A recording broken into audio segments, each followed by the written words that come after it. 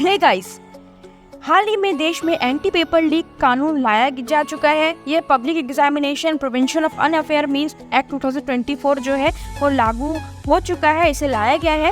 ये कानून recruitment exam में चीटिंग और अन्य गड़बड़ियों को रोकने के लिए लाया गया है और इस कानून के तहत पेपर लीक करने पर या आंसर शीट के साथ कोई भी छेड़छाड़ करने पर कम से कम 30 साल की जेल की सजा होगी और 10 लाख रुपए का जुर्माना के साथ साथ इस सजा को 5 साल तक बढ़ाया भी जा सकता है। और अगर परीक्षा संचालन के लिए अपॉइंट सर्विस प्रोवाइडर जो है अगर उसमें दोषी पाए जा रहे हैं तो उसे 5 से 10 साल की जेल होगी और 1 करोड़ तक का जुर्माना उनको देना पड़ेगा। और सर्विस प्रोवाइडर इलीगल एक्टिविटी में शामिल हो तो उसमें जो है एग्जाम की कॉस्ट उनसे वसूली जाएगी।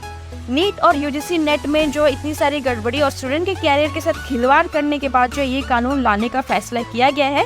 वैसे ये कानून पहले केंद्र सरकार और जांच एजेंसियों के पास जो है एग्जाम में जुड़े हुई गड़बड़ियों से निपटने के लिए अलग से कोई ठोस कानून नहीं थे।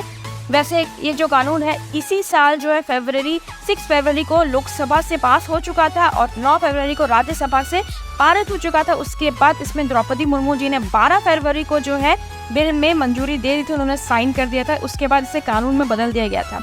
वैसे इस कानून में UPSC, SSC, RRB, banking, IBPS, NTA के सारे एग्जाम्स जो है शामिल होंगे और सेंट्रल गवर्नमेंट के सभी मिनिस्ट्री डिपार्टमेंट की जो रिक्रूटमेंट एग्जाम्स होंगी वो इस कानून के दायरे में आएंगी। और अगर एंटी पेपर लीक कानून के तहत अगर किसी गड़बड़ी में एग्जाम सेंटर इन्वॉल्व हो तो उसे उस सेंटर को जो है 4 साल तक सस्पेंड कर दिया जाएगा, मतलब 4 साल तक वहाँ कोई एग्जाम नहीं होगा।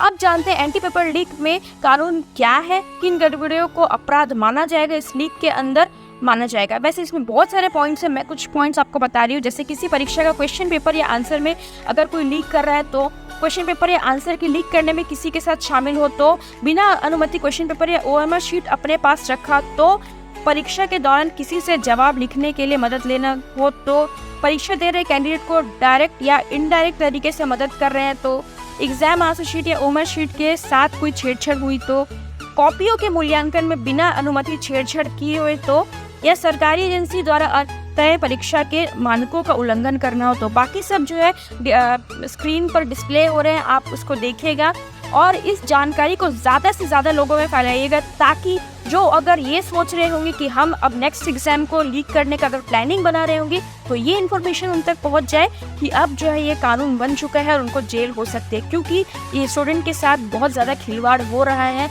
लोग जो है पेपर लीक करते हैं और उसका भुगतान किसी और को भुगतना पड़ता है जिसके कारण बच्चों का जो है जीवन बर्बाद हो रहा है। तो इसको आप ज़्यादा से ज़्यादा लोग तक फैलाइए ताकि लोगों को अवेयरनेस हो और जो लोग करने से पहले वो 50 बार इस चीज़ को सोचे।